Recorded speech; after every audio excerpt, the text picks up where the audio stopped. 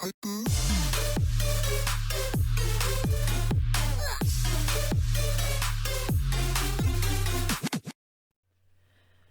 new Stasis subclasses in Beyond Light no longer have the standard pre-configured perks we saw introduced with Destiny 2. We now have Stasis Fragments, and you can slot them on your character once you acquire them. Each aspect you have equipped has a certain number of slots available for fragments. They are rewarded to you by the stranger on Europa, and you can unlock 2 per week per account by completing quests you pick up from the stranger. The fragment in this video is Whisper of Fissures. Fissures increases the damage and size of the burst of stasis when you destroy a stasis crystal or defeat a frozen target. The damage from the shatter decreases the further away the target is, obviously, although with Destiny, you never know. It's also important to note that the damage provided with the fissures is a separate occurrence of the damage from the base shatter. This means that you'll see 2 damage numbers until you're outside of the normal shatter damage area. Then you'll only see the fissures damage numbers. The shatter damage also occurs on a per crystal basis, so the more crystals you shatter, the more damage you'll do. Now let's take a look how it works in PvP. Without fissures equipped, the maximum amount of damage you can do to a guardian by shattering 1 crystal is 84. This decreases down to 46 at 5 meters. At 6 meters, you do 0 damage without fissures equipped. With fissures equipped, the maximum amount of damage you can do to a guardian by shattering 1 crystal is 126 damage, the base of 84, and the fissures bonus of 42.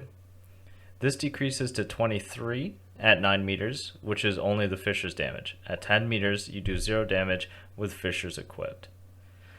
So what does this mean for what we really care about? Killing a guardian with a single shatter. Without fissures, you can one-shot a guardian at 3 meters. This will require you to shatter at least 4 crystals, which is 4 out of the 5 crystals created by a glacier grenade. You could also kill them with only 3 if you also hit them with the shatter die damage, which we will discuss later on.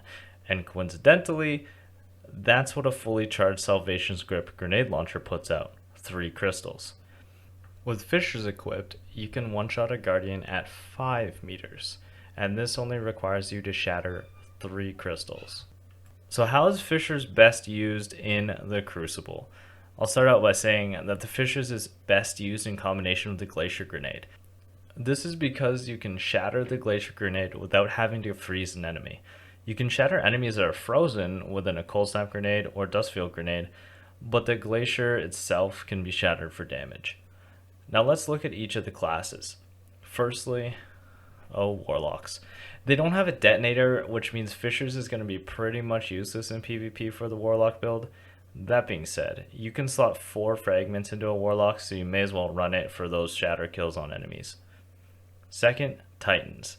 To make the most of fissures, titans have to be grounded and slide through the glacier grenades.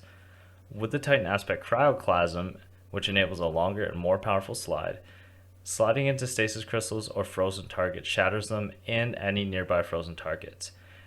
In my opinion, hunters have the best synergy with fissures hands down. They have the aspect shatter dive, which allows them to quickly descend and shatter nearby targets on impact.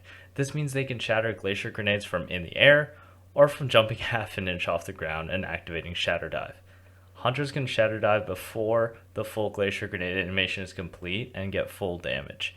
This means it's like a wombo combo, except you're the second part of it. Their dive has a large and visible radius of effect, and as long as the glacier grenade is within that radius, it's going to shatter. This includes if the glacier grenade is above you. The dive also does 50 damage on its own to anyone in its radius, so you can add that, like we said earlier, onto the damage to get a further kill. While we didn't test damage numbers for fissures in PvE, there's a very noticeable difference. And in my opinion, it's not necessarily about the extra damage. The extra range is what I'm happy with. It helps you clear trash mobs very easily. Thanks for watching. Enjoy the rest of the gameplay. And if you like our content and you don't want to miss a video, be sure to subscribe. Also, let us know in the comments below if there are any builds that you've been using with this and what you've been doing with fissures.